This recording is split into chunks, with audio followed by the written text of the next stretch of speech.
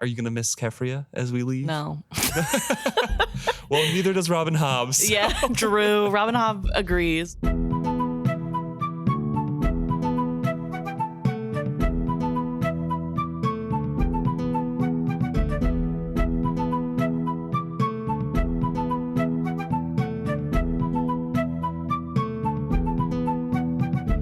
Welcome back to another episode of Is Fitz Happy? I'm Luke. And I'm Emma.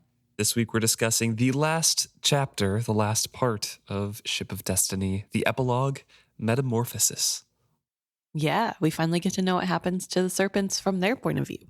Yeah, it's really short, as most the epilogues are in Robin Hobb's books. And this point of view is from Shreever.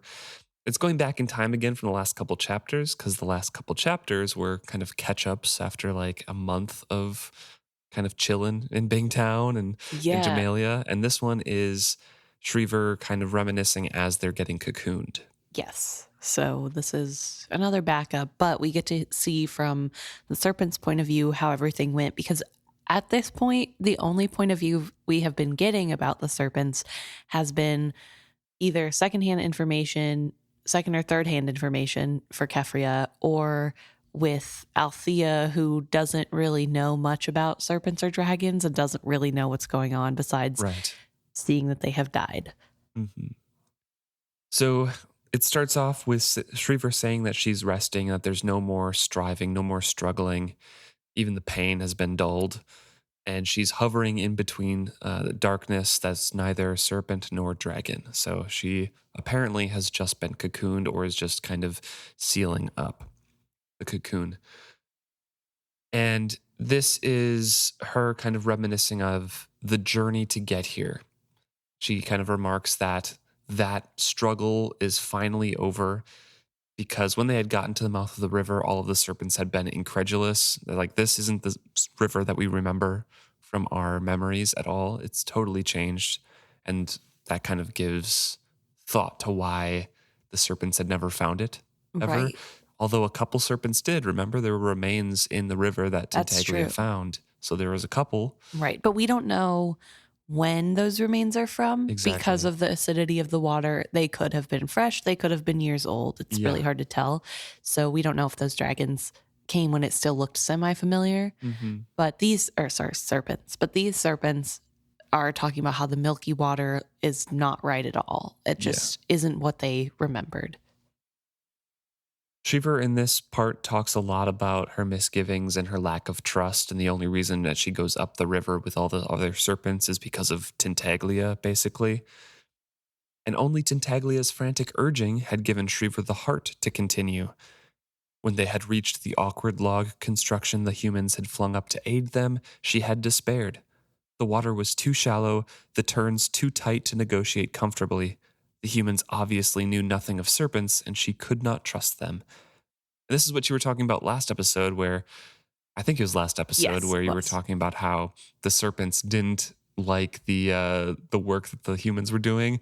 All the while, Althea's like, wow, the humans did an amazing job trying to get this done. Yeah, Althea was praising the workers, the tattooed and the Elderlings who had worked so hard to make this feasible. Well, and they're not Elderlings, really. Oh, sorry. It's the Rainwilders. She had been praising them for, how hard they had worked and how much they had done. And to be fair, I think it would be pretty amazing to see a lock system go into a wild river when there hasn't been one previously. I mean, presumably locks. Well, it wasn't necessarily just locks, right? It was like a river ladder. So they put construction so they could go around it and rest outside of the current, and then like go up to the next rung and rest. Right. Like kind of zigzag back and forth. But still, like in a corrosive water like that, and then digging out a new channel, it's pretty amazing to do within a month. Yes. Yeah. And especially because think of how hurt they had to have been doing that. Right. I don't understand how water construction works in real life. I definitely don't know how it works in fantasy world. So it's kind of shocking to me too. But these serpents disagree because it isn't really built for them, which fair enough. Most people probably have never seen a serpent in real life, let alone built something for them.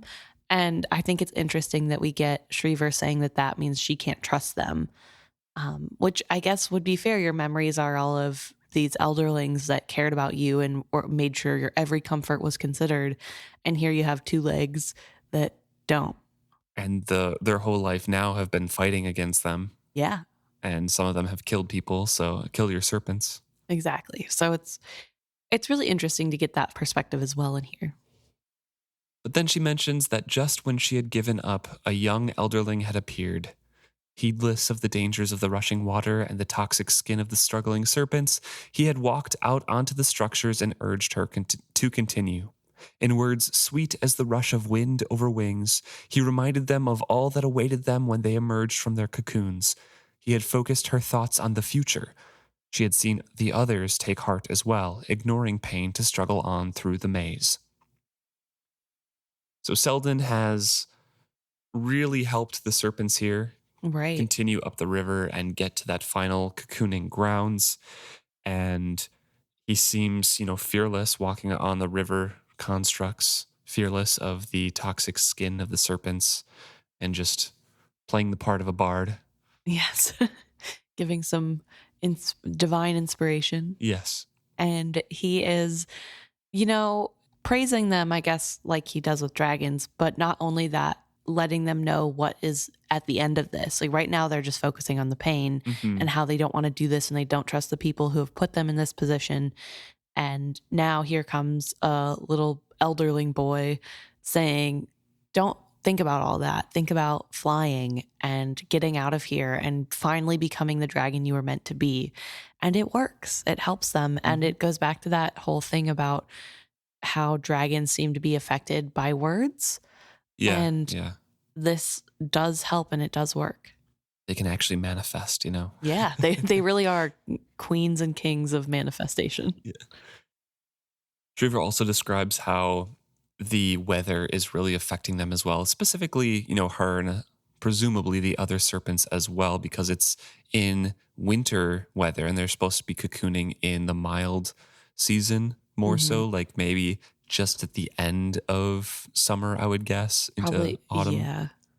And it's drying out their skin incredibly fast.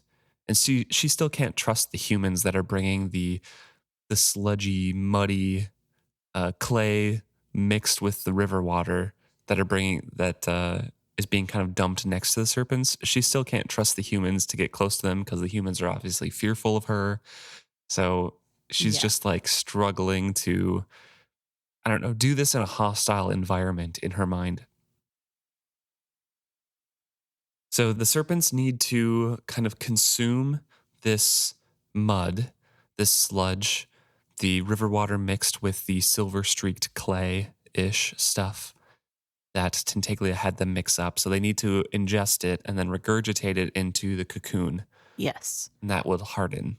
Exactly. But some of the serpents can't do that. And she herself is struggling with the task. It hurts. She's drying out. She doesn't feel good. It takes a lot of strength to eat that and then regurgitate it. And like they've already used up so much strength just getting here.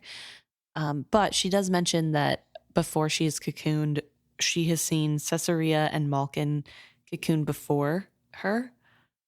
And so she knows that they are safe. And at the very least, no matter what happens to her, they have made it. She felt both abandoned and grateful.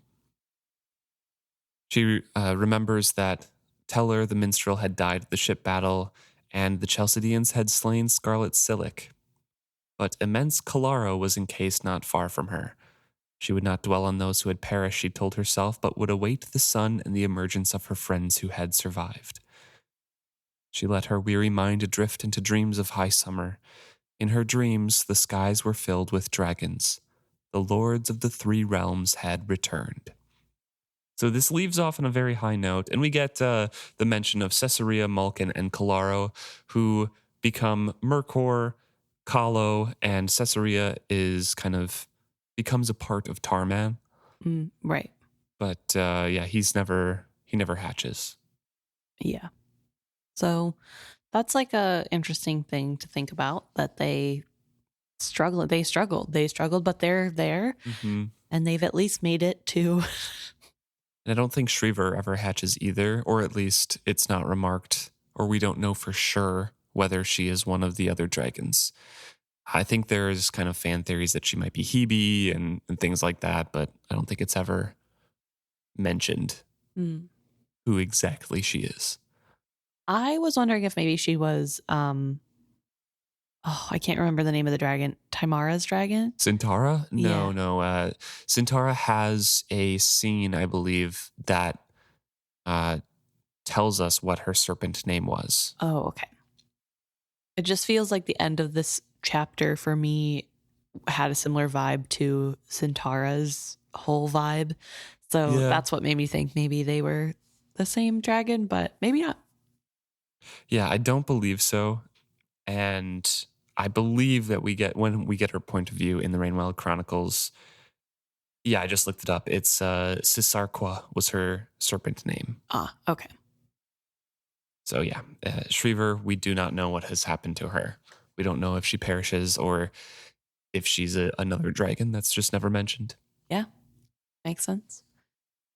But yeah, like I said, it kind of leaves off on a very hopeful tone. It seems like, as for the reader at least, it leaves off on a hopeful tone of, from the fool's point of view of bringing dragons back, right? Right.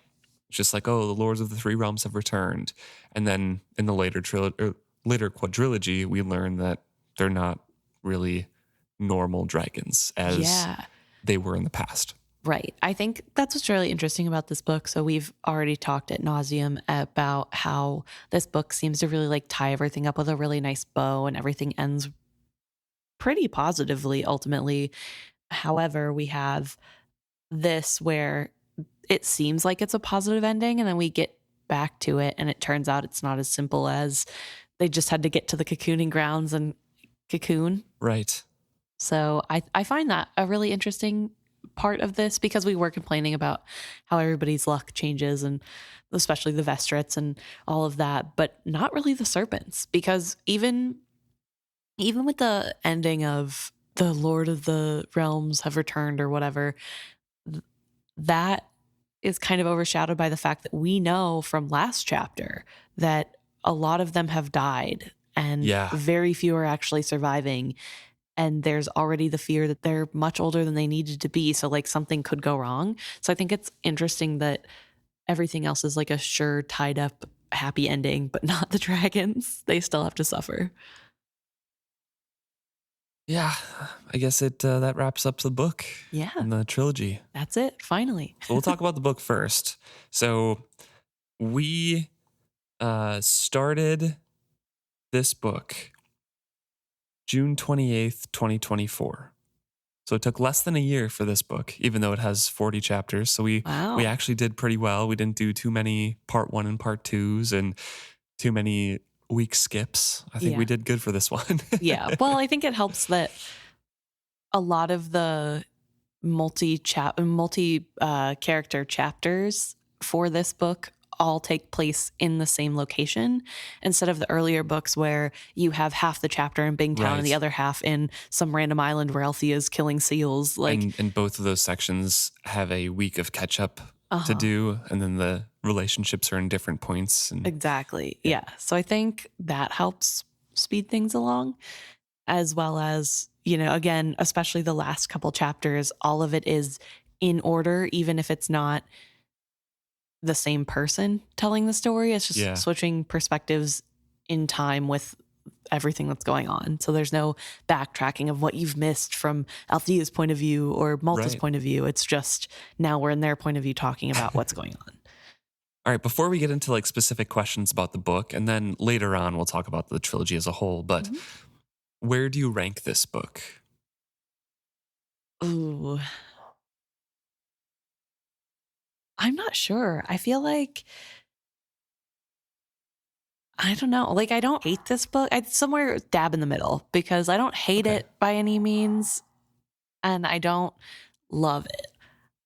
I think, this is probably somewhere right in bottom middle. I'd put it in bottom middle. Okay, because I have your rankings. Okay, good. From After the Farseer trilogy, I got the rankings. And then after Ship of Magic, we did new rankings. And then after Mad Ship, we did more rankings. And they've changed slightly because we never looked at the rankings before we started ranking stuff. So I kind of just want you to list through your books here. Oh no. I want to know. All right, let me try. Let me look. I need to look quick at all the names. Well, we got the first trilogy, Assassin's Apprentice, Royal Assassin, and then Assassin's Quest, right? That's 1, 2, 3. Then Ship of Magic, and then Mad Ship. And this is Ship of Destiny. This is going straight on vibes right now. Okay. I think, okay, here's how I'm going to rank them. I think that number 1 for me is probably, I'm going to say, I don't know, because I know I really like Assassin's Apprentice. I think it's Assassin's Quest, Ship of Magic, Assassin's Apprentice, the Mad Ship, Ship of Destiny, Royal Assassin. Very interesting. Very interesting. Okay. I have my ranking for this, and mine were actually quite consistent between the different books that we did. Yours have changed up quite a bit each time, which is really funny. Yeah, I feel like it just is the vibes of what I remember the further away I get. Okay, so I'm going to go through this from the beginning here. After we read the Farseer trilogy, you had ranked Royal Assassin as your number 1. Okay. Assassin's Apprentice as number 2, and Assassin's Quest as number 3. After Ship of Magic, you ranked Assassin's Quest as your number 1. Royal Assassin as your number 2, because I think you had originally ranked it as number 1 and then Assassin's Quest as number 2, but like we talked about it, and then after that you switched them. Okay. So you went Assassin's Quest, then Royal Assassin, then Ship of Magic, and then Assassin's Apprentice. And then after Mad Ship, you had Royal Assassin as number 1 again, Mad Ship as number 2, Assassin's Quest, Assassin's Apprentice, and Ship of Magic. So you moved Ship of Magic down, basically. Okay. And Assassin's Apprentice has always kind of been down. So beginnings of the trilogies, you're not a super fan of the setup. Yeah.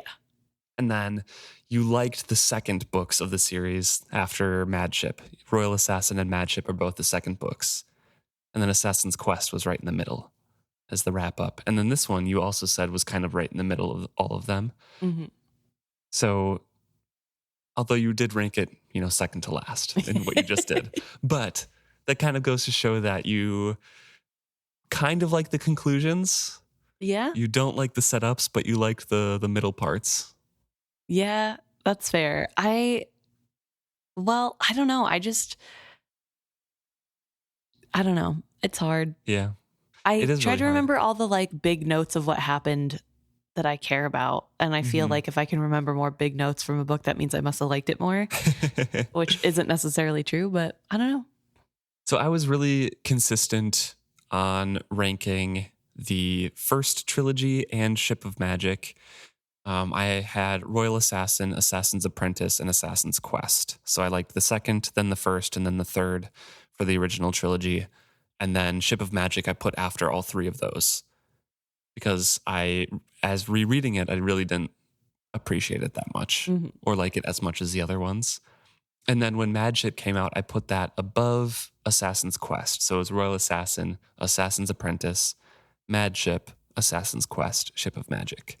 And I put this one, I'm ranking Ship of Destiny after Assassin's Quest, but before Ship of Magic. So it would be Royal Assassin, the number 2 book, then Assassin's Apprentice, number 1, then Mad Ship, number, 5?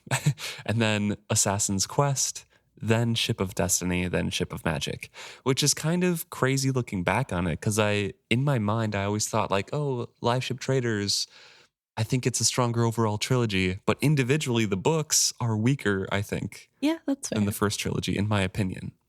And that might be controversial because a lot of people think the Liveship Traders is a lot better than the first trilogy. But both of us have kind of that opinion. Yeah, I don't know. I feel like I care more about Fitz than I do the Rainwilders. Mm-hmm. That's fair. Why did you put Ship of Magic so high on your recent I don't know. listing. I just was thinking that. I think I've done that wrong because I didn't particularly love Ship of Magic. So I don't know why I put that so high. It should not have been so high. It's just like the introduction to the characters maybe, and you're like, oh, it must have been good. I guess. But like even now, like sitting with it a little bit more. See, the thing is, I feel time pressured now to pick this answer out because I didn't think about it before we started. So I'm trying to off the cuff not take 20 minutes for this to think this through. So just like gut feeling, that's what I went with. But obviously, the more I think about it, the more I'm wrong. Now that you know that your last listing was Royal Assassin first, and Mad Ship, then Assassin's Quest, then Assassin's Apprentice, then Ship of Magic, where does it kind of fall in there? You know, Ship of Magic was your least favorite, and it has been bottom 2 for the last, since you've read it, it was bottom 2. Okay, well, I'm going to change my answer. Okay. I'm going to start with Royal Assassin because that's obviously the one that I like the most. Either that or Assassin's Quest or Mad Ship. Those have all been in the top 3, kind of. Well, there was only like 4 books before. I know, yeah. Assassin's Quest was your number 1 for one book ranking, I will say. Okay, well, I'm doing Royal Assassin, Assassin's Quest, Mad Ship. Your previous ranking was Assassin's Apprentice, then Ship of Magic. Okay, well, I don't know if I still stand by that. Yeah, that's fair. Things change. You did take a long time to get into Assassin's Apprentice when you were first reading it. And this podcast as well, you were just kind of like, it's still kind of, some things annoy you, and you were happy to get into it, but compared to the other books, you didn't love it as much either. And then Ship of Magic, we both had our issues with that. So, all right. Here's my official ranking. Okay, I'm ready. Royal Assassin, Assassin's Quest, The Mad Ship, Assassin's Apprentice, Ship of Magic, Ship of Destiny.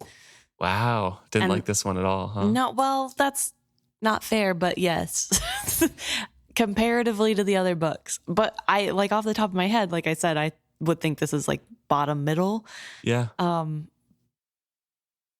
But then also probably more overall with all the trilogies we haven't read yet, it's more bottom middle.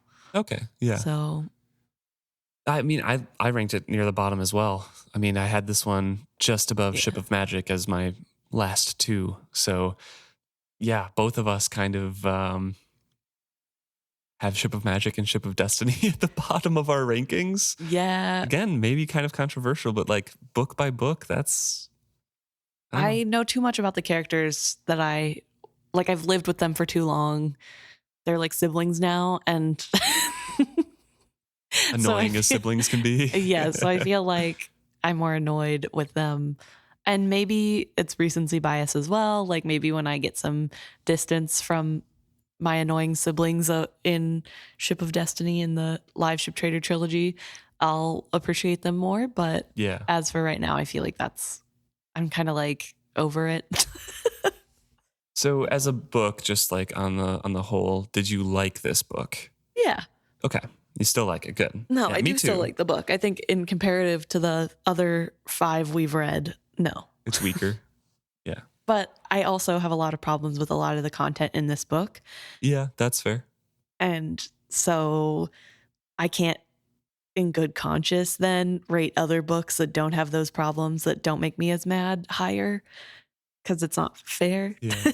I will say the character development in this book is there, but the characters are mostly there at this point. There's like, again, like the big events that happen that, you know, there's further growth from or lack of growth. Yeah. And there are huge battles and like plot points that are in this book. And I really appreciate like the key island sequence and, you know, kind of development and reveal of Paragon and Kenneth's plot lines and that sort of thing. So I think it's stronger than Ship of Magic for me because of that. Yeah. Because Ship of Magic felt like there was nothing like for the whole book. It was just a setup. But I feel like, yeah, everything is just a little bit too neat in some cases in this book, and it just kind of drags it down for me. I feel like Ship of Magic was more interesting because it has the premise of Kenneth being a god, which feels like it's kind of that was thrown Madship. Oh, okay, Madship. Sorry. Yeah. Never. You're Ship of Magic is the first one. right. Yeah. Okay. But no, I agree with you there too. And that's actually something, since I was looking back at the other books and reviews that we did, that's something that you were really interested in exploring more in this book too, at And the it end of kind Madship. of isn't, which did disappoint me. That's what I was going to bring up. That I think that's such an interesting premise, and then it's kind of just kicked to the wayside. Yeah. Obviously, Kenneth dies, so that's part of it. But spoilers. That's one thing that I wanted to see more of, because this is a question I was going to ask you as well. But I wanted to see more of a Pirate Isles catch up. Like we had Brashen and Althea, and we had Bingtown. Where is the extra catch up chapter with like Sorkor and Secure Falden and everything that's happening in Divvytown? Yeah. I want to know a little bit more about the side characters there, because it's just not explored at the end of this. Also, like, did Sorkor have a son or a daughter? Like, his wife was pregnant. I want to know about that. Yeah. I want to know, what are they doing now that how does that Kenneth's society gone? work? Because we don't get really much of anything either in the last trilogy. Well, also, Kenneth came in and said, after they had been raided by the slave traders from Chalcid, had come into Divvytown and said, "See, I was right all along." And they're like, and obviously there is a scuffle, like people fight over it. But after one fight, they're all kind of like, yeah, okay, King Kenneth it is. Let's do whatever he says. And he did stay there for a month or two. Weeks, at least. So it's not like he left them right after that. And he did obviously establish what should be done and give his plans out. But he was the mastermind behind that. What's Sorkor doing on the island without him there? Like, Sorkor, not to be mean to Sorkor, but he's not really smart enough to run an island. So how is he doing that without Edda and Wintrow? And sure, Wintrow is smart enough to pick up what Kenneth left if it's still there. All that we know from and the Edda too. And Edda, Edda for sure. But all that we know about the Pirate Isles is that they're so volatile and people change and they're all backstabby and they're not super trustworthy. And even to their own people, they're not super trustworthy. So why are we just trusting that without Kenneth there to say what he wants, they're all just continuing to follow his goodwill? Yeah. And how does Divvytown take the death of Kenneth? How does Askew take the death of Kenneth? The news. You know, I guess Sorkor's bringing, and Captain Red are bringing great news of like, yeah, Kenneth achieved his final goal. He signed the treaty. We're getting recognized, all that kind of stuff. Is he kind of deified? I just want to know more. Yeah. And I mean, to be fair, I guess I also skipped over the fact that Kenneth did free a lot of enslaved people and give them autonomy to take over a ship and do whatever, like pillage, as long as he gets a cut. So it's not as though there aren't people to enforce what Kenneth wanted, but without Kenneth there, do they care? I don't know. That's, yeah.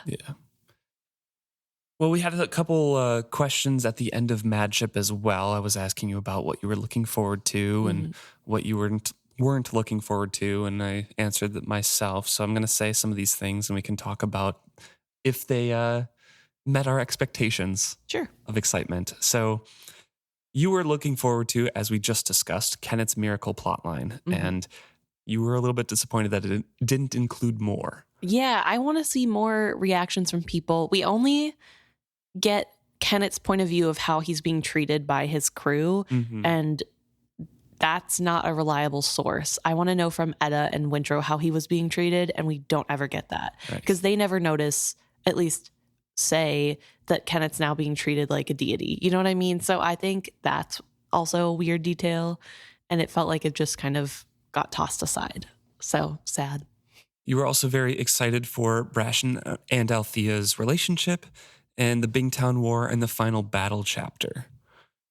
Did those kind of meet your expectations of like, this was an exciting plotline or interesting, or is it just kind of like, it wasn't as good as I remember? Brashen and Althea. I guess they do make up. They have a lot of misunderstandings, and I think it both left a sour taste in our mouth at the end, the last like 3-4 chapters of them. Yes, but I did think that their relationship was nice as it got going. Yeah. I don't know. I like how their relationship is. I think ultimately they are really good for each other and it made sense. What about the Bingtown War then? Like the politics around that? That one made me really disappointed because I didn't realize it was so short. Like we really didn't get anything. It was like battle's about to start and then a page break and then, oh, that battle was so tough. I was like, what?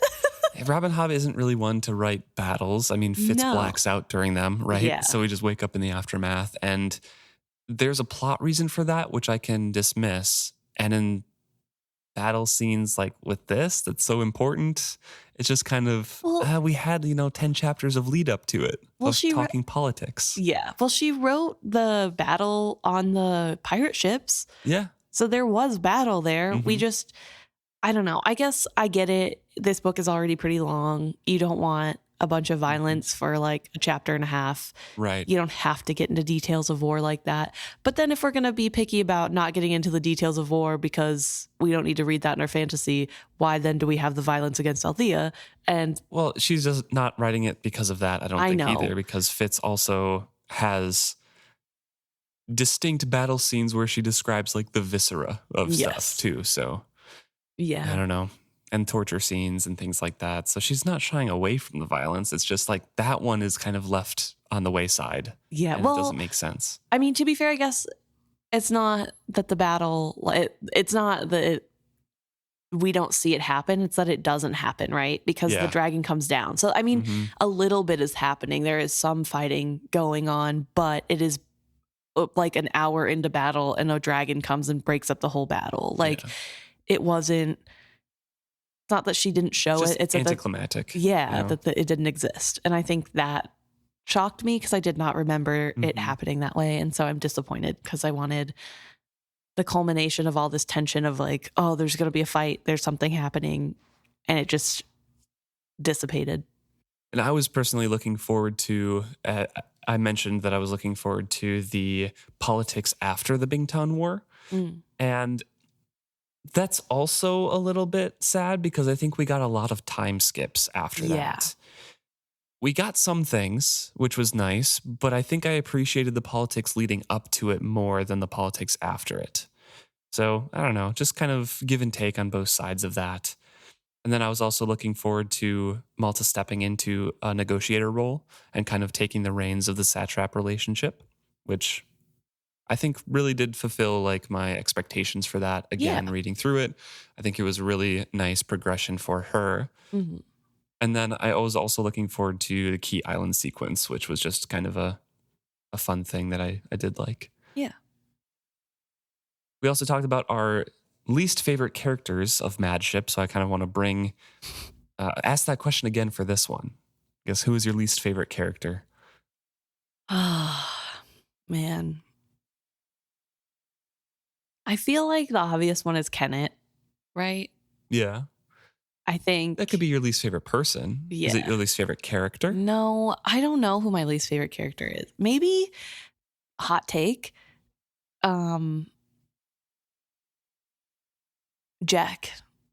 Yeah. I feel like I love Jack and I will love her next trilogy when we see her again. But this book specifically, she was like too much and not enough at the same time. Yeah, I think I agree with you because she was just so flat. She was just a gimmick, right? She was just like I'm best friends with Amber, but also all those guys are hot, aren't they? Yeah, I felt like, flat is a good way to describe it. I feel like if she wasn't trying to get in bed with somebody or get somebody to get into bed with her, she was misunderstanding Althea in a way that friends shouldn't, or not even that, but just, I don't know, because people react differently. But when Althea was going through her stuff, instead of being supportive like Jack has been in every other scenario, she's like, well, it just doesn't make sense. And I think you should get over it. And like, again, maybe that's like coming from a cultural thing. Maybe it's because she's from the Six Duchies and it's not as big of a deal there or whatever. But also kind of weird because I don't remember anybody in the Six Duchies being so like loosey goosey with stuff like that. I don't know. It just feels like a weird, like she's from a different culture, so she's acting a different way. But at the same time, we've already spent a ton of time in the Six Duchies culture, and we know that's not normal. Yeah, they weren't so blasé about, assault. No, or just casual sex, it felt like, too. Yeah. Like, that's not True. I guess, to be fair, we're with Fitz in the courts, and that's not going to be okay with nobles. Maybe it is okay with more common folk. I don't know. I guess Fitz and Sterling. Fitz and Starling, but Starling in general, and Fitz meets that Bard family, and Honey, whatever, comes onto him. So maybe it is. Maybe it is just the way the Six Duchy women are, / men too. But I don't know. It just... Yeah.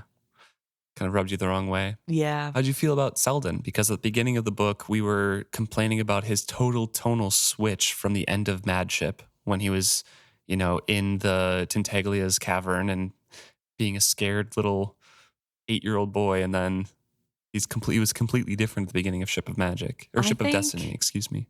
I think it's explained enough, and I can get over the weirdness of it. I think he's still the forgotten child because for the most part, we don't really get a lot of Selden unless it's something major to move the plot as a whole along, like Selden going to the Rain Wilds. Like that was pretty big. And whenever he talked to Tintaglia, I guess, but he always kind of felt, to me, shoehorned in, which might not be a popular opinion, and that's fine if nobody else read it that way. But to me, I always felt like, oh yeah, and Selden. Yeah. And there's Selden. I don't know. He just doesn't feel like he's as important as the texts are trying to make us believe to me. That's although fair. he does seem important. He's like the first elderling that is beloved by the dragon. So to be fair, he is really important. And he is somebody that I think is interesting in his own right. I just, based off of his buildup from book 1 to the end, don't care about him. Right. And like, that's not his fault. But I don't know. He's the boring Vestrit, so. Yeah. Well, we also, I kind of want to ask a couple questions more about different characters here that we haven't mentioned. At the end of Madship, you mentioned that Devad and Janie were your least favorite. Specifically Janie because of the whole like pushiness and doesn't care about the Rain and Malta age gap, and she seems very self-centered and things like that. She wasn't a ton in the end of Ship of Destiny, but she was at the beginning in like the politics section. But how do you feel about them? Does it just not, come up very much anymore? So I feel like Devad I care less about now because he's dead. Well, he's dead, yeah. Yeah, so obviously he's not around. I think he left a lot of problems, and obviously I think he was way worse than we know. We just don't have any proof of it. Like I kind of feel like he might have been in on the new trader deal with the satrap. Yeah, maybe. I just don't know for sure. And so I'm kind of like, I don't know, he's dead, so I'm not going to talk ill of him. Just kidding. He's not real, so. But Janie. But Janie, still not my favorite. I still feel like, I don't know, I feel like she just didn't have a ton of impact in this book specifically. Like she was there, she helped the Vestrits a little bit, but it wasn't as involved as she was in Madship. So she feels like, I don't know how to say this in a nice way or if it's going to come out the right way, but Janie to me feels like the out of touch rich lady who isn't really affected by anything going on and thinks like throwing money at things makes it better. And so she like really doesn't understand the plight of anyone else. She's just thinking about her own kids and their matches and like how to get them married so she can have grandbabies already. And I'll just throw money at whatever problem comes my way is the vibe she gives me. And I don't enjoy that type of person in real life. I don't Right. enjoy reading that type of person. Even in this book too, you felt like that way? Yeah, whenever Selden's going to come to her, all she's thinking about is how True. she has a daughter or a granddaughter she can match with him, and she'll just give them extra money. And she doesn't want them to think she's paying for the child, but like also she kind of is. So I don't know. I think it just like she absolutely gives that vibe the whole way through. Talking about like kind of flat characters too, and in the same vibe from the same family, I feel like Rain didn't go through a lot of growth this book. Rain went through nothing. I feel like he went through trauma and plot, and he got through things, but he remained the same mostly. He was just a little bit more angry at Tintaglia, and that's about it. And then at the end, it's the whole realization, oh, we can love each other even though we're different because we're different and we're perfect for each other, which like isn't really character growth. No. It's just communication. Yeah. So I feel like this book specifically, he was kind of flat. He went through other things like in Mad Ship, and I think he realized that like, you know, it's not just the city I care about, it's Malta and all that kind of stuff. Sure. Yeah. Ship of Destiny, I feel like he was a little flat. And yeah, he had interesting character moments and, you know, plot moments, but he wasn't the most dynamic in this book.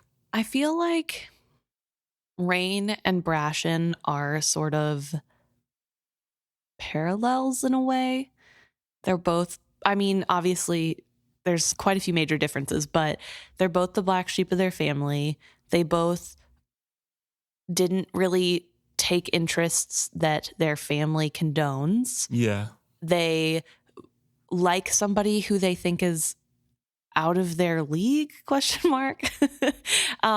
For different I don't understand Rain's whole thing about like Malta will never love me. I guess because she's not marked by the Rain Wilds, and so therefore that makes her out of. And he's, even though he's from like the richest family in the Rain Wilds, he's like the weird loner boy, who's never had a girlfriend before. Exactly. And so spends all of his days underground. Like Brashen's makes a little bit more sense to me, but I guess Rain has his own complex going on.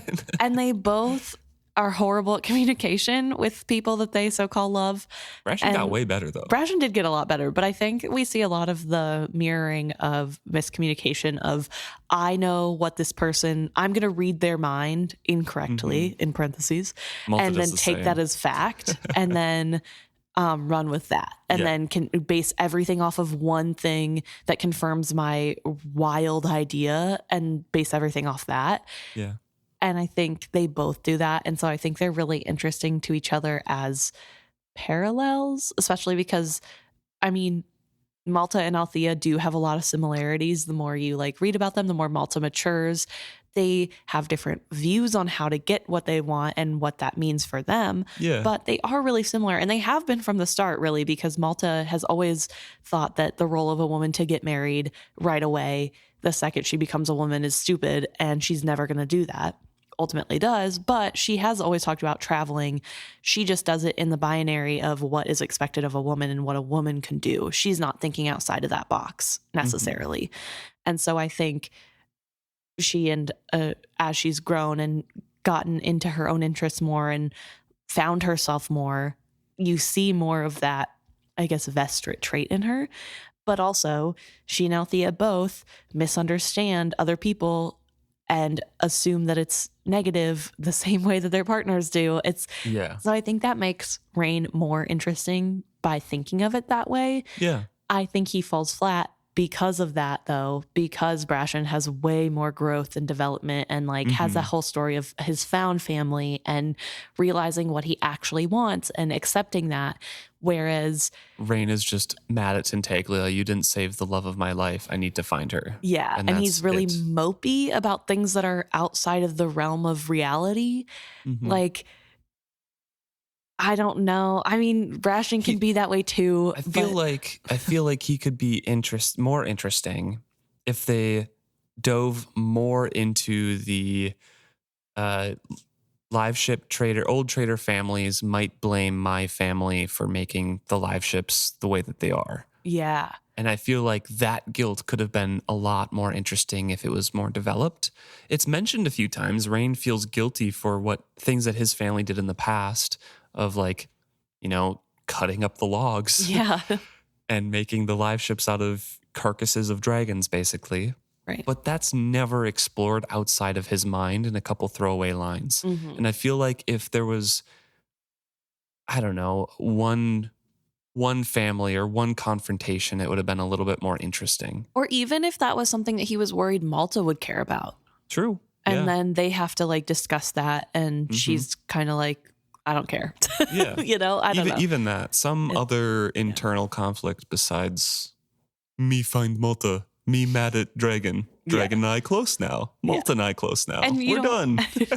And I feel bad. I know a lot of people have said that we are really harsh on Rain. I think I personally believe I'm being nice to him. And I personally believe that I don't think that we're being mean in this moment. We're just disappointed that Robin Hobb wrote his character flat in this last book. Yeah.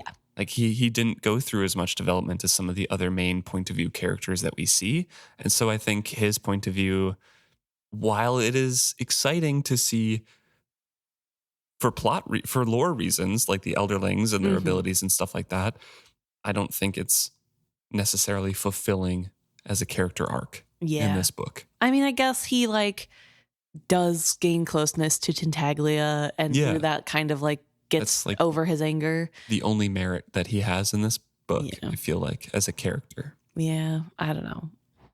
Well, to wrap up this character section, my least favorite character from Madship was Cirilla. Right. Because I just was super annoyed at all of her, all the her decisions. actions. Yeah. And I understood them. I just was super annoyed at them. In this book, she's kind of a non-factor. So I didn't even have to like revisit it much. She's in there a little bit, but she's not really a point of view character. I think she might have a chapter, maybe two. Well, at the beginning of this book is when she's still with Rode. Yeah. And that all blows up, sort of. That's true. So we do get her in the beginning. Those parts are definitely interesting, and she does go through character arcs there, and I do like her more in this book than Madship, I will say. Yeah. So I think Cirilla's a really interesting case study. I think a lot of her growth does happen off screen, but she's one of the characters where I believe it. You know what I mean? Like we've spent enough time with her. We've seen why she did some of the things she did and then see where she ends up. And I feel like that sort of thing is okay to me and it doesn't make her feel flat. I would have loved to see it, obviously. Right. But it's not like some of the other characters that we feel like are flat. It's more, I don't know, we needed a break from her because obviously people were not liking. I feel like Hobb knew nobody's really liking Cirilla right now. We need to give her a break. And then people can look back and be like, okay, so she wasn't as bad as she could have been. So what are your favorite characters of this book? Clef, because he's such a little cutie. Love Clef. Paragon. I love Paragon in this book. I think his ultimate arc is beautiful. I love the whole acceptance stuff. Still a little weirded out by the whole, like, let me take Althea's pain away from her. But on the whole, I feel like Paragon is such a good character. And I love the struggle that he has of this relationship with Kenneth and what that means and how to navigate that. Yeah, Paragon was an excellent character. I agree. Yeah. So I think Clef, Paragon, I don't know. That's kind of it for me for my top. Yeah. I feel like I could say other characters, but I don't know. Ultimately, I like almost all the characters. What was your favorite moment or favorite chapter of this book? Because I know previously you would rank chapters. I don't know if you kept up with this in this book. Let me look through my book while you tell me yours. Okay. Yeah, my favorite moments, I think I've talked about it. Well, I know I've talked about it before in this episode, is the Key Island and just learning more about, Brashen's willingness to do things for the crew and to get Althea back and kind of getting Mother on board Paragon. That was such a nice kind of sequence there, I think. And then I also really, really enjoy, even though this is weird to say, I enjoy, and we've talked about how angry we are at Wintrow, I've enjoyed Wintrow's character growth in the aftermath of Althea's assault and the self-reflection that he goes through of just like, oh, I haven't been a good person. I kind of really enjoy that realization. I think it's well done with just how he has strayed from his priesthood self-reflection kind of ways and gets back to that. And then that kind of culminates in him taking over after Kenneth dies with Vivacia, and Vivacia being like, you don't have to be like Kenneth. Be like yourself. And which was like, perfect. I'll do that. So I think I liked that sequence quite a bit as well, just as a character growth moment. And then, of course, I also like the final battle too, where Kenneth does die and Satrap gets kidnapped and all that sort of stuff. I think Kenneth's death was really good. Yeah. I really liked it. I mean, that sounds morbid, I guess. Like, Well, he it died, made us but cry for a villain. yeah, You know? we literally like the chapter before were like death to Kenneth, and then he died. And we're like, oh, Kenneth. It was super well written. I don't know. I just really liked I loved the subversion of like Kenneth's this great and all powerful god to he was killed by some dude with stains on his shirt at And Rand. Like it wasn't he's even reflecting on that too. yes, of Yeah. like, wow, this is how I die. Not even in some like cool battle. Just some guy decides it's time for me to die and he turns around and does it. Not even a second thought, not even Yep. as bragging rights. Just boom, you're done. Well, I do have a note here that chapter 3 was, you had said, was a contender for the best chapter in the book. Oh. It's chapter 3 is Wintro. I have it ranked as 4 stars. What's it about? This is when Wintro is healing from other island. Oh, gotcha. And he's like in his mind and in the ship, I'm guessing, as well. And we get like Bolt for the first time. Yes. And we have like, I think this is when he gets healed by Kenneth. Okay. That is a really cool chapter because it's the first dive into like the realization that dragons could still be alive in the ships. Mm-hmm. Get this whole other presence there. And yeah, that was a cool sequence. Yeah, so this is where he's recovering and he meets Bolt down in the, I don't know the dark space. Yeah. And he's wrestling with letting Vivacia know what has happened because as soon as they connect, she's going to know. And then so I don't think he is healed necessarily. He's just hiding and Vivacia's super worried because she can't figure out where he is. And then he comes to and Vivacia like dies, quote unquote. And it's the reflection that Kenneth has on the miracle of leaving Others Island and all that stuff. And then the renewed faith in him when Wintro is healed by his touch, basically. Yeah. Because he says, live to Wintro on the deck. And Wintro regains consciousness. He's not healed, but he does regain consciousness.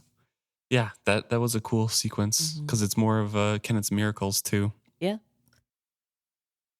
I think I really enjoyed, as much as I just got done like ragging on Rain, I enjoyed the parts where Rain is bonding with Tintaglia, I think, on the island. Those are fun moments. I think one of my favorites is actually when Paragon has been lit on fire by Kenneth. I think that's a really good chapter. Yeah. I think that whenever we have Amber connecting with the other dragons in Paragon, that's such an interesting thing. And the whole like, you have to save yourself to prove you're worthy of saving us. Yeah. And all that whole, I think that's such an interesting beat and moment. And also it's really cool because Amber has been trying to figure out the secret this whole time. And in this life or death moment is when Amber figures it out. And so I think that's really cool. I don't know.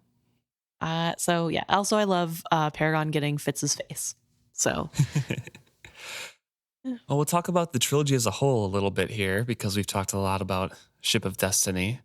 But do you find that this trilogy was overall satisfying with how like happy ending it is? Do you really like how this ended and how it went? Do you think it's better or worse than the first trilogy, or just different? Um, Because we ranked the books, right? And we both yeah. ranked some of these books lower than all of the other books. Yes. However, I still think this trilogy is extremely strong on its storytelling level, but I agree with you in saying I just enjoy Fitz more. Yeah. I think that's the thing. I can see why people who don't like the Fitz trilogy like this. Yeah. I I mean, it's can, complete opposites, right? yes. Ends on a hopeful tone. It's multi-point of view. There are mopey characters, but like there are also very different and charismatic characters. Yes. I think they're just so different. I think if I'm ranking them as stories on the whole, I like Fitz's more because it's more compelling to me, but I do still like this story. Yeah. Obviously, we wouldn't be doing this podcast if we hated them. Right. But comparatively to the two, I still like the Fitz trilogy more, but this trilogy as a whole, I think is really interesting. It touches on some really interesting topics. I think the way that Hobb uses the narrative to talk about things is super interesting. I don't know. I guess I just really like the book and or the trilogy. Yeah. For a different reason that I like the Fitz trilogy, but I do like it, I think. Mm-hmm. Do you think it's satisfying, the ending? I think if I was just reading this in a normal way, yes, but because we're deep diving now and because we're like pitting it against all the other books and like all the other trilogy and all the other stories that happen, no, which is mean because I should be happy that characters I like are getting good things, but I think Robin Hobb really spoiled the ending on this one with all of the other ones. Because on a reread, you're like, I'm excited for this bittersweet tone, all of these emotions.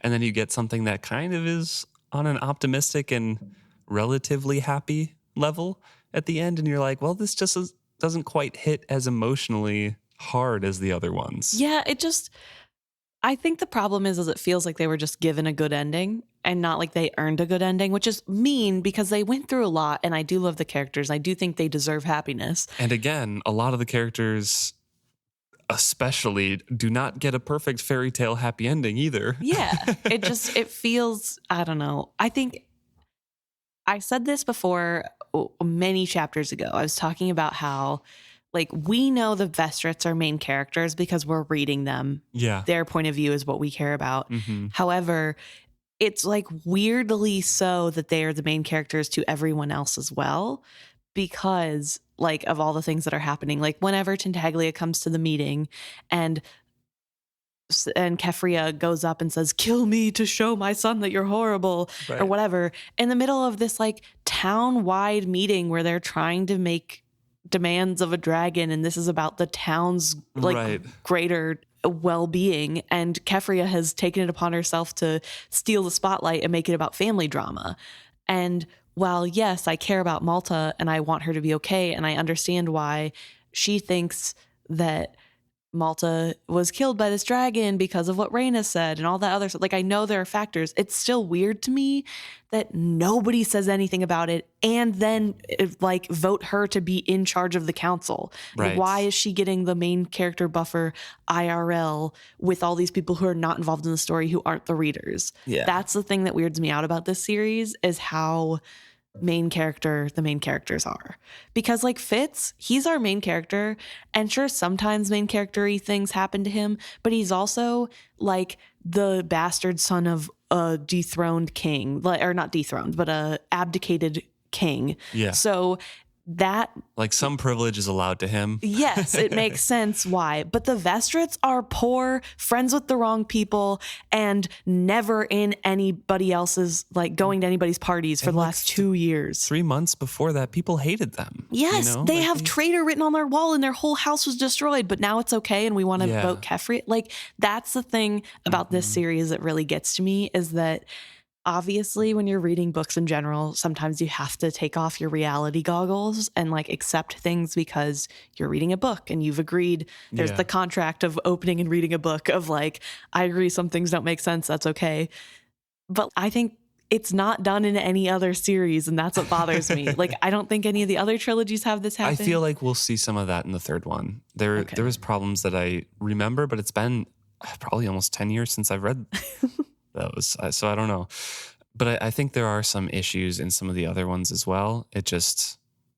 It's egregious in this one compared to our memories and what we just read in the first trilogy. Yeah. So that's my main beef with this book and why I don't like that they got a happy ending. This And it trilogy feels unearned. Yeah, the trilogy. Thank you, not the book, the trilogy.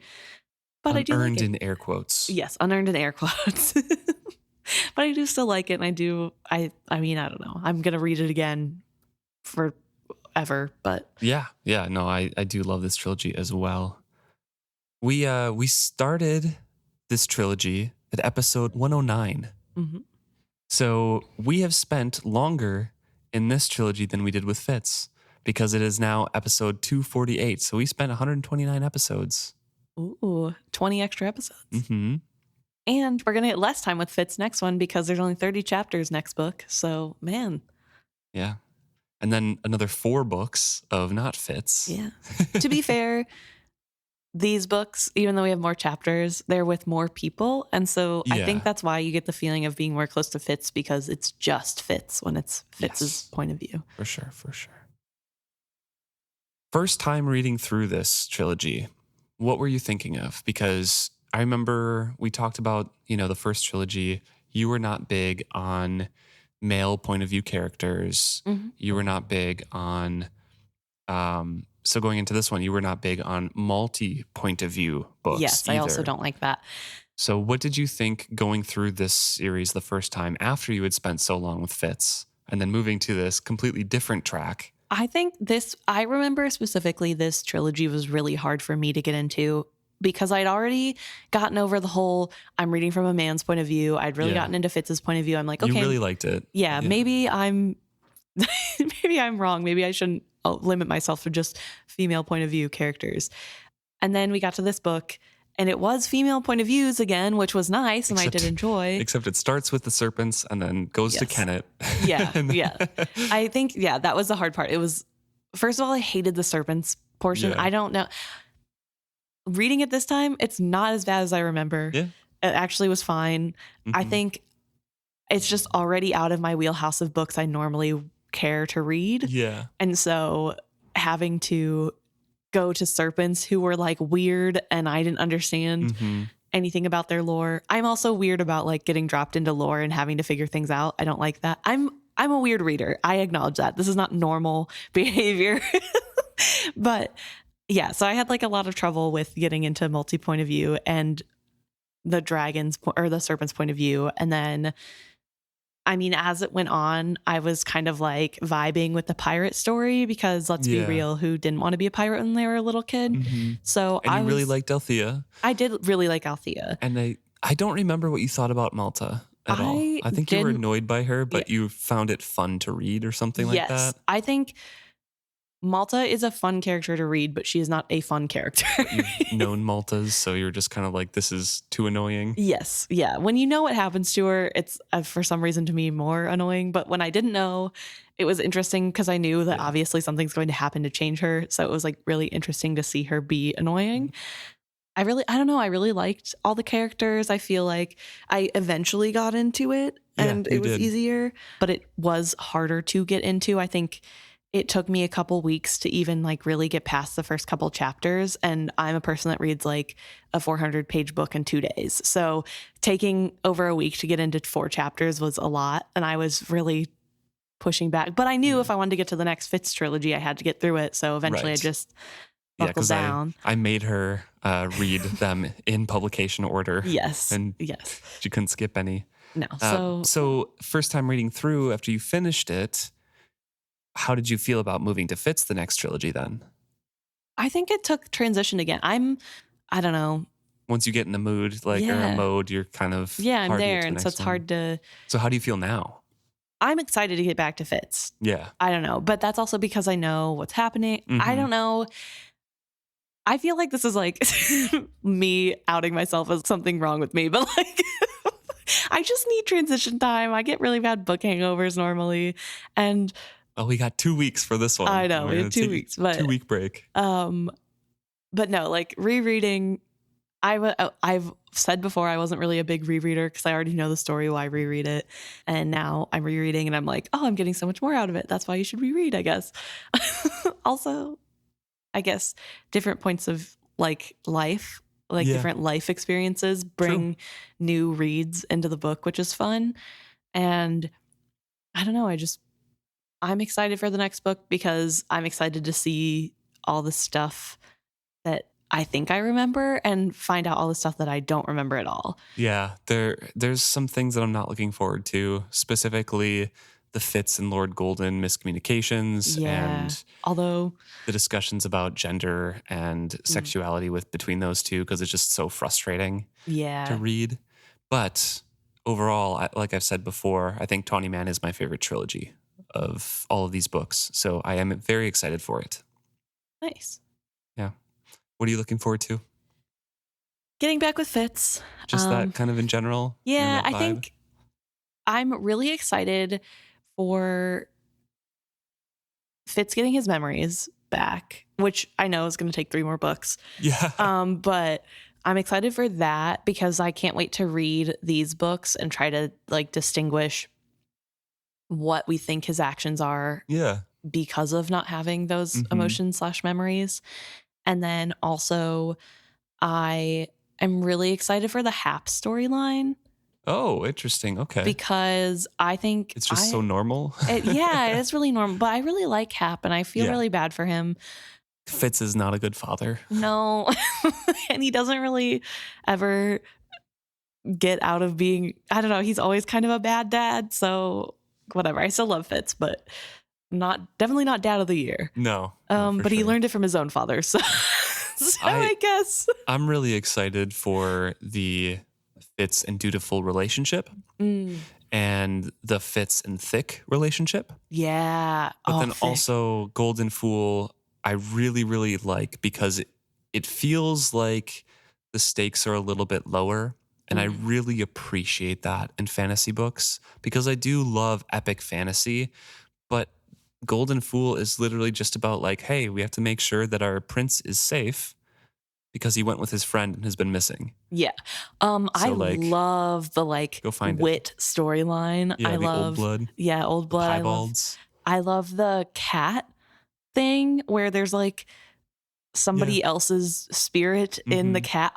The whole thing, I'm very excited for that as well because I thought that was so cool reading it. Also for you, like you don't like being dribbled little hints of magic systems. You like to know kind of the whole breadth of it.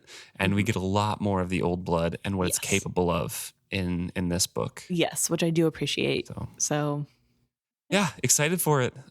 We finished Liveship Traders and we got a couple week break now. Yeah. So this is going to come out. Let me look at my calendar, my handy dandy calendar. It's going to come out the 23rd of May, and we'll be back with you on June 13th, I think. Woohoo. Yeah. Let me double check that. Yes, June 13th is going to be the first episode of Golden Fool. So 2 weeks we'll have off. And we'll actually probably be reading before that and hopefully recording some so we get ahead of it. Fingers crossed. Fingers crossed if we stay on schedule here. But I'm excited for it. Yeah, it'll be exciting. Thank you so much for listening to this discussion, to the whole trilogy. If you've kept up with us, all 6 books, we've got 10 more to go. Woo! If you have any questions or thoughts on this, please let us know at isfitshappy@gmail.com, or you can message us directly on any of our social medias or comment on our posts. We're at isfitshappy at Facebook, Instagram, Threads, Blue Sky, YouTube, and Reddit. So let us know what you're thinking. Send us those pet pics. Tell us what you're looking forward to in Tawny Man or what you'll miss from Liveship. Before we go, what characters will you miss? Oh, I'll miss... I guess we're going to see Jack. I just said I don't like Jack, but I'll miss Jack. I'll miss Clef. I'll miss Paragon. I'll miss Etta. I'll miss Wintro.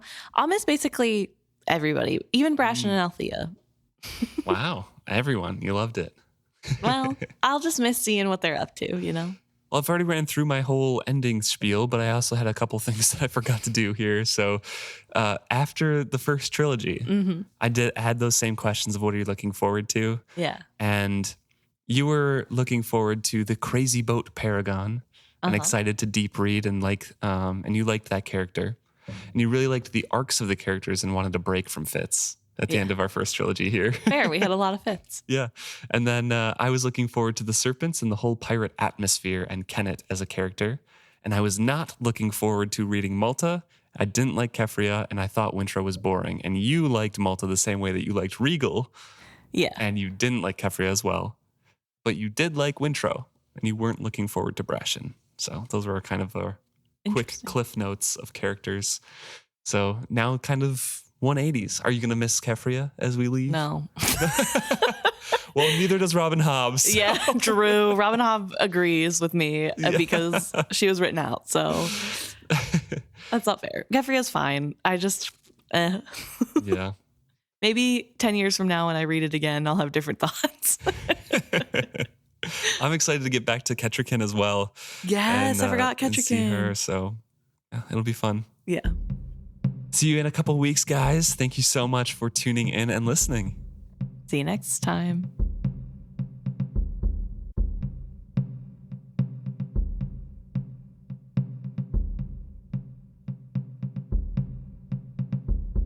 Okay, so now we're going to talk about some things that you guys have brought to us.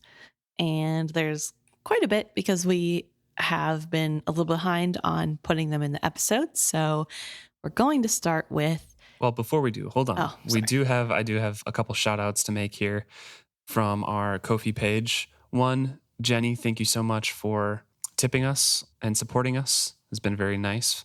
And also, I think Neva is the other name. Again, sorry if I pronounce the names wrong. I want to say thank you very much. Again, if you would like to support, you can go to support.isfitzhappy.com. Thanks, guys. And now we'll move on to some questions and thoughts that you all have. Starting with an Instagram DM we got from Sung, who we already answered one of the questions, which was about how Liveship Traders is often cited as the strongest trilogy. How do we feel about the perception after finishing it? With like a modern read, yeah. And a reread lens. And I don't know, the magical ending we discussed, and I still think Tawny Man's my favorite. Liveship Traders is still a strong trilogy.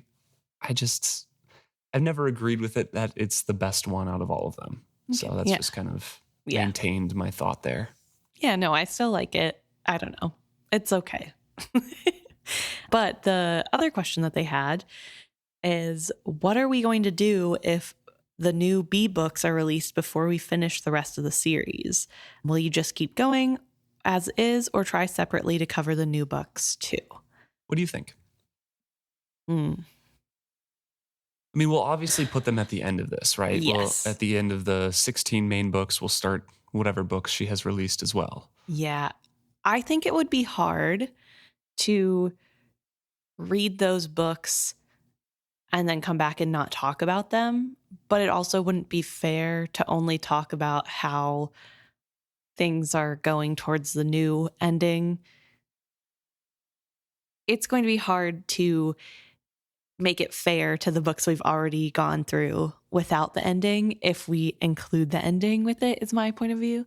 Interesting, because it doesn't have to be fair to the books, right? We get new information. I don't know. My thought of it, I kind of get what you're getting at there. Yeah. But like my thought of it is obviously we'll read them, right? Mm-hmm. We'll read the books as they come out. And we might do a first time read through reaction kind of thing of them, maybe. But that would also kind of take away from episodes in the future. So I think we might just at a certain point say like, hey, at this episode or like this timeline or milestone, we're going to start talking points in the books that are coming out. So just trying to give listeners a warning in case they haven't been able to read it yet. Right. That sort of thing. Because this is a spoiler podcast. And I feel like if new stuff comes out, we should be able to talk about it. That's fair. So I don't know. That's how I feel at least. But we're, I think, a few years out from that. Yeah. Or maybe a couple years out from that. optimistically. Yeah, who knows? Yeah, it'll probably, I mean, ultimately, I don't think we would, in the middle of a book, start using things from the other book. I think we'd probably end up waiting till the next book, Maybe. like depending on how far if we're like 2 chapters in. Maybe, and if it answers questions though that we That's have, true. you know, That's true. we can never can't say it outright. Okay, We fair won't enough. use it. We don't know what we're doing. Ultimately, I guess is the answer. We're just fans. We're gonna read the books and then we'll fill in figure it the out as we gaps. go. Yeah. Thank you for the question. That's something that we'll get to when we need to get to it, I guess. Cross the bridge when we get to it. Mm-hmm. But good for us to be thinking about it now. So thank you for bringing it up. We also had a message or a comment on Facebook a few episodes ago when we were discussing Rain's outfit, and Emma said, like, that is a goofy outfit. It should not be described like that. And Ellen replied saying that regarding Rain's outfit, to me it sounds like the outfit of a Disney prince. It reminded me of Prince Eric from Little Mermaid. But apparently he had blue trousers and black boots. Still kind of feels like a European royal-ish outfit. And then we had Anne, who put in a picture of what they think the clothing looked like. Yeah. And I will say that looks way less silly than what I was picturing in my head. So, because it was like a dark blue coat, white trousers, and black boots, right? It was the description, basically. Yeah. And I mean, if you put it in, I guess I wasn't imagining, I think this is Regency era clothing based off the picture. I could be wrong. I'm really bad with eras. But whatever Bridgerton is supposed to be in, it's like the Bridgerton boys, what they wear. And seeing it like that, it makes more sense. And I obviously wasn't thinking the right colors because I don't know. In your head, it just looked garish and weird. Yeah. In my head, I was like, really? But if you think of it like the Bridgerton boys wear their clothes, then yeah, I guess it doesn't look that weird. I mean, it looks weird from a modern standpoint, but it's not like crazy. So I guess I'm wrong. I'll admit it. Thank you guys. Then we also had a comment on the most recent episode 247 from Cookie Baker. And these are about Althea and what she goes through. Yeah, and how kind of trauma is handled in Robin Hobb's books. And we've gotten a couple emails, too, talking about that. So this will kind of all blend in this discussion. Right. So Cookie Baker we'll start off with Cookie Baker. And they start off by talking about how that Kenneth's behavior seemed off. Yeah. They talk about how Kenneth's behavior mostly seems off after having stepped on board the Paragon and Paragon's deck and having that reconnection, and how they notice that Kenneth just seems weird and off ever since then, and like hit erratic in behavior and sort of just making really weird choices. And they're wondering if maybe the reconnection with Paragon and that old trauma and the memories, if that did something to sort of spark what happens. Introduce a little bit too many human emotions into a psychopath kind of thing. They likened it to the show Dexter, where Dexter kind of obviously fakes human emotions because he's a psychopathic serial killer, I think. And then same with like Kenneth. He doesn't really feel emotions the same as everything. And Cookie Baker likens it to the show because Dexter doesn't know how to handle those real human emotions and is wondering if the same thing kind of happens with Kenneth here, of those memories kind of seeping in and you can't escape that once they start breaking through. I don't know, a little bit of a reconnection with Paragon. Yeah, I think that's definitely an interesting thought. And I think it is, I would agree that the Paragon meeting does increase the erratic behavior that we see from Kenneth. However, I don't necessarily think that's from the connection that they had when he was on board, because I still think those memories were kept at bay. I think it's more, Kenneth was already on a downward spiral mentally. I think we see that in the books. He is untrusting, and the more power he gets, the more paranoid he gets. Increasingly gets more and more of a god complex as well, as people treating him like one. Exactly. And so I don't think that's doing good things for him. And then he finds his ship, and who was supposed to be dead and at the bottom of the ocean, who supposedly loved him enough to do whatever he said, who didn't follow him. And I feel like that would really shake him, and that the one person who he thought really did love him enough to do whatever he said didn't listen. So what's that mean about all these other people? And on top of that, it probably in a lot of ways did bring up a lot of the trauma that he had went through. I don't think that's unrealistic to think at any means, but I don't think it's the feeling or the emotions part of it that got to him. I think it's more just the like physical reminder of where he's been and what has happened, and the fear of people finding out, and that really like putting him on edge. And I think that culminated with finding Althea and all of that. I don't know. Maybe it wouldn't have been as bad if he never saw Paragon, but I think he was already on the way to becoming this like crazed person that's making bad choices. So I don't know. Cookie Baker also talks about how there are a lot of sexual assault survivors and victims in the series as a whole, and they're all treated a little bit differently of how they handle things, and they find that is a very nice depiction as well, that there are differences in all of them. Yeah. And how they go through the rest of their life dealing with the trauma and carrying it along with them. That, I don't know, it's a really nice thing to point out as well, that while we're talking about how Paragon dealt with Althea's trauma and how that is handled, that there are differences in the rest of the books. It's not just always a magical fix. Yeah. And there is the Cookie Baker also points out that Althea is able to talk to Brashen and open up to Brashen because of what Paragon does, which is really good. And I think I agree with that. I'm glad that it's able to give her the peace to ask for help, for sure. So I think that is a good thing to bring up. And I think it is also good to point out it's not just Althea who goes through this thing. It is multiple people, and they all do sort of have different reactions. And so, so we have Etta, Starling, Cyrilla, Althea, Alice, Selden, and the Chalcedean Queen. Yeah, Duchess, technically. Yeah, I guess. Yeah. So there are many people who go through the trauma, and I think it is nice that it is something that they all have different reactions to, because it's more realistic, and it really does show people are all so different, and there isn't a right or wrong way to react. You know, there's not one set way. It's kind of just a roll of the dice. Yeah. So. Thank you very much for the comments, Cookie Baker. Appreciate it. As I mentioned, we also have some emails kind of about that topic as well. One we have from, like, a reply from Anna from a couple episodes ago.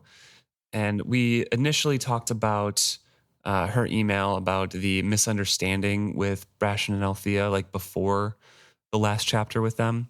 Right.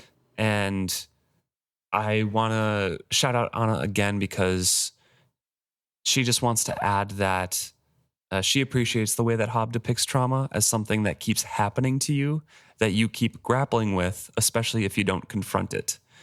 You see it with Althea, and you see it with Kennett, and you see it with Fitz carrying their trauma through the years. It feels very real.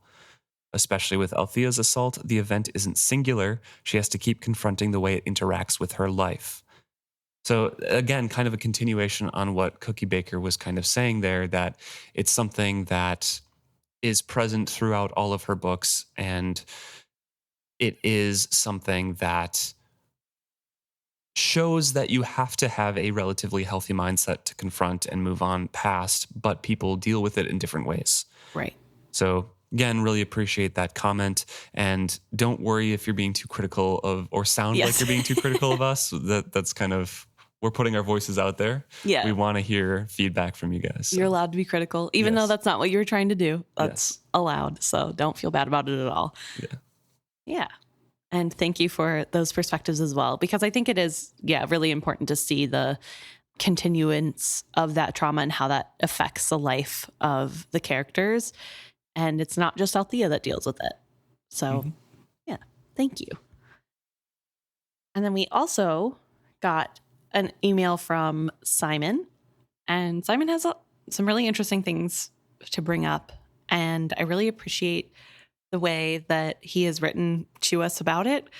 I'm sure we will not do justice because it's so beautifully written and we're trying to condense it. But essentially, Simon is talking about how this whole trilogy is about enslavement, with rape presented by Hobb as an inevitable and intrinsic part of that.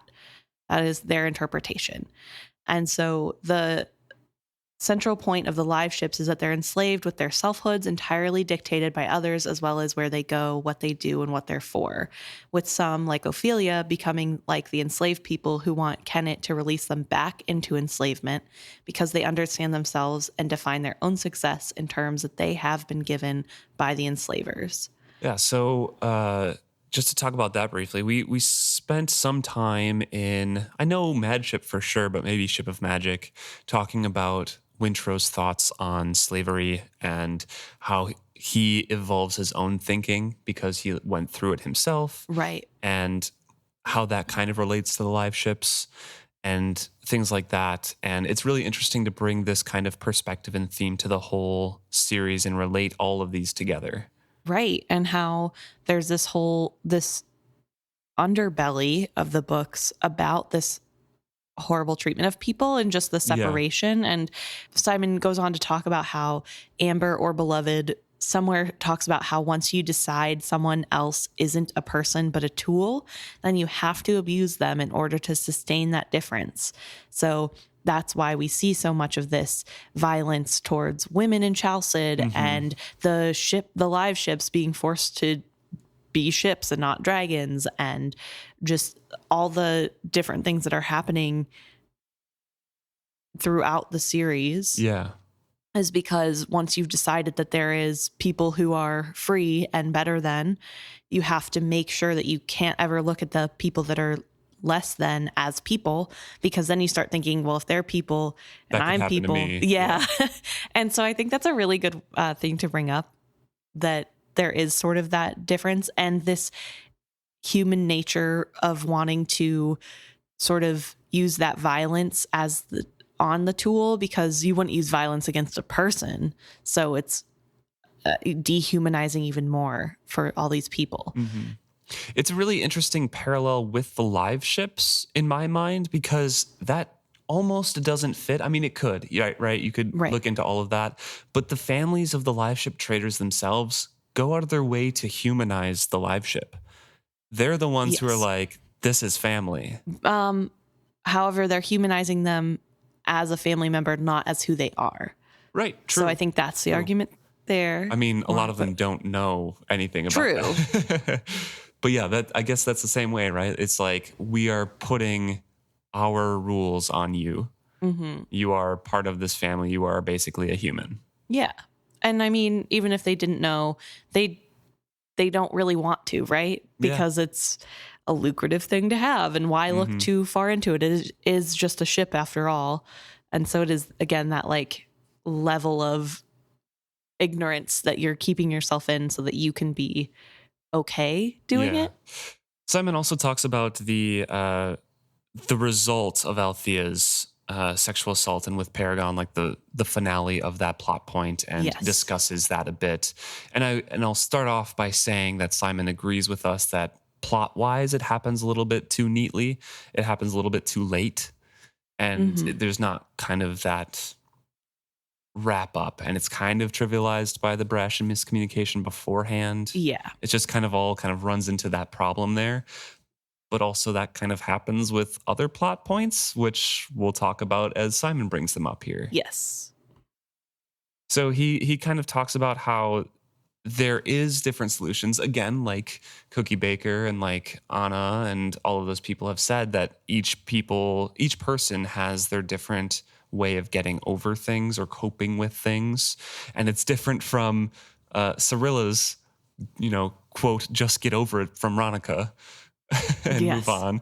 And it's different from Kennett's, and his is, assault other people and burn yourself down, and maybe you'll defeat the pain and the memories. Yeah. And it's also different from Edda's, maybe just shut down all emotions. That's a guess on Simon's part as well, but it kind of makes sense because Edda runs away from that confrontation with Kennett too. Right. And just pretends it didn't happen. And yeah. So there are different ways of doing this, and Simon is kind of talking about what we went through with that discussion of Paragon is saying this is Kennett's pain, it's not yours. And he's also talking about how Robin Hobb likes to write about the cycles of violence as if it's a real thing, which at the time it might have still been believed in when she was writing this. But also and in this world. Yeah, if it is true in this world, that's allowed to happen. I mean, right. So there's in the series this sort of cycle. And how do you ensure that the cycle doesn't get worse and worse? How do you break the wheel? With the idea that sexualized violence with Ygritte, Kennett, Edda, Wintrow, Althea set isn't a part of Althea at all. What was done to her is to do with Kennett and Ygritte. And a bit with the Wintrow, as the boy Kennett was when he was raped, and the weird relationship with Kennett, Wintrow, and Edda. It's not Althea's. Yeah. And he's gone through this process of healing his own. He, being Kennett, has gone through the process of healing his own trauma hidden from us and accepting his distorted desires rather than being stuck in the relationship of self-rejection. The principle is that Althea can and should hand it back to him and separate what was done to her from who she is. Right. So it's very similar to kind of the way that we were wrapping it up, and like, okay, like in this world that can make sense, and it makes that last chapter better. Yeah. Right. It makes that what Paragon is doing to her a bit better within this fantasy world. Yeah. I think this idea that he's not taking away what happened to her is really important, and that it's not what happened to her he's taking away anyway. It's the anger and the pain behind it that is poisoning Althea. And that's somehow physical in this sort of scenario. And it's a physical manifestation of that cycle that we've been talking about. And so taking that away from Althea is something that is in Paragon's power because he's part of the cycle, and also something that he wants to do because he doesn't want to see it continue. And Simon goes on to talk about how this is a fantasy world, and sure, we could have just let the wheel continue to turn, but in fantasy world, why can't we say what happens when you stop the wheel altogether? What happens when you get rid of the thing that makes the cycle continue to happen? And on top of that, this is not exclusive to Althea and her trauma. This is something that we see with what happens in the end with Chalced, and even with Fitz, of just sort of magically making everything okay. Right. Yeah. Like Chalced just gets burnt down. And that's all right. Now we start fresh and it's over. Sort of don't have to deal with what happens next with that evil. We get to just try again. Yeah, and Simon also points out that in the last trilogy that there's still a little bit of a shadow on all three, Althea, Brashen, and Paragon at the end, so it's not like it was just magically gotten over. Right. And I don't specifically remember that, so I'll take your word, Simon, for it. But that would make sense then, with the nuance that Robin Hobb can and does write with most of the time. So yeah.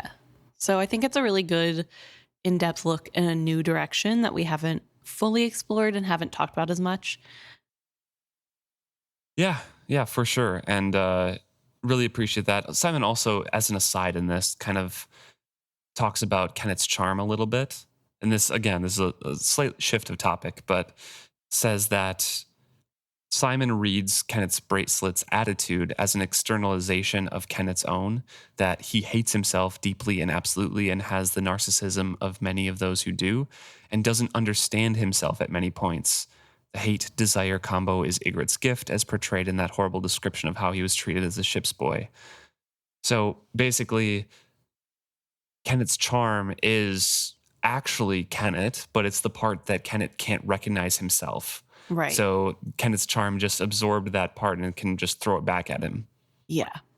So maybe that's why Kenneth's charm knows all the stuff about him. And that's kind of part of that cycle too, or Yeah. breaking that cycle, Yeah. that the narcissist was confronted with some of those things and I don't know, and is shaming him for perpetuating that cycle. Right. As we see the charm, saying, no, like, this is awful. And also, now you're ignorant and you will meet his same end. Exactly. You've ensured that. Mm-hmm. So kind of fits in with that discussion. Yeah. Yeah. So thank you for that part of it, Simon. It was very informative and a very well thought out and written section. Yeah. Hopefully we did it a little bit of justice. Yes.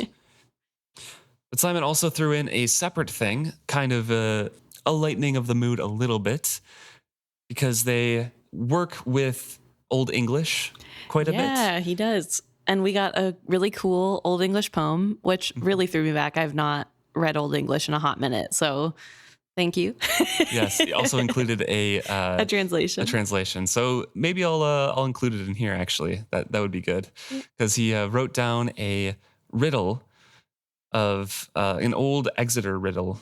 Apparently, Exeter riddle 74 or 72, depending on how they count it. Yes, it's from 960 CE, but maybe a fair bit older than that.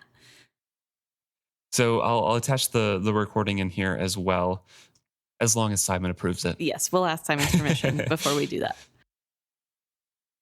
It was famna young, fiaxa queena, on aanlich rink on ana tid, fleach mit fuglum, on flode swam, jaff on de utha, jad mit fishum, on foldan stop, after faith, quiku. But it translates to something like, I was a young woman, a gray-haired queen, and a beautiful warrior at a single time. I flew with birds and swam in the water, dove beneath waves, dead with fishes, and stepped onto the land. I had a living soul. So Simon says that they don't know if they're supposed to have an answer necessarily, but most people say that it was a ship made of oak. Yes. Due to some grammar stuff in there. But Right. Simon's like, this always reminded me of live ships. And I was wondering if Robin Hobb maybe had a fairly wide education and learned of these, because it's very, I don't know, live ship in the way that it's described. Yeah, especially with, all the different descriptors. And especially if it's a gray-haired queen, because we know that the live ship wood is sort of gray with the... And a beautiful warrior at a single time, There's a lot of, similarities and parallels that you can draw there. So that's cool. Yeah, it is really cool. So thank you very much for that, Simon. I had never seen that before. Yeah, and I really enjoyed looking at it. I had heard about the riddles once in undergrad, but hadn't really looked into it because I, to be honest, hated my Old English class. It's really hard to me. I'm not very good with languages. So yeah. So thank you. Maybe I will actually have to look into them. Yeah. And as a last kind of thing here, we have Ellen sending in the email as well. And this is a change of topic. Ellen was just talking about how we were asking about how people read along and listened. Yeah. And Ellen is responding to that, basically saying, with Liveship, she hadn't read them in a while, so was kind of reading along with us. And maybe that's why she had so much to say as well, and comments to give. So thank you very much for that, Ellen. It's been very fun. But they're in the middle of moving house, so maybe not as going to actively read the ones as closely. Yeah. Next. Which, good luck with moving. Yes. But yeah, no, it is really fun to hear sort of how people go about this. I guess we didn't really think about that when we started the podcast. How would people read along? But we're here, we're all here, and we're enjoying it. So that's what's important. Ellen says that once in a while it's hard to prevent yourself from reading ahead, and she'll get 7 or 8 chapters ahead and then feel like, oh, well, I've missed some things from the podcast, so I'll stop for a while. You don't have to. You don't have to feel disconnected. You're fine. You can read ahead. We appreciate everyone who does follow along. And I love whenever people write in because we're so like doing it so like chapter by chapter that sometimes we forget things that happen the next chapter or even like a few chapters later. So it's fun whenever we're like, how could this possibly be resolved? And somebody writes in, they're like, duh, it's this. Love that. So please keep that up if you do that or if you've been thinking about doing it. Doesn't hurt our feelings. It's good for us. So thank you so much, everyone who has written in. We appreciate all of you, and we love hearing your points of view. See you next week.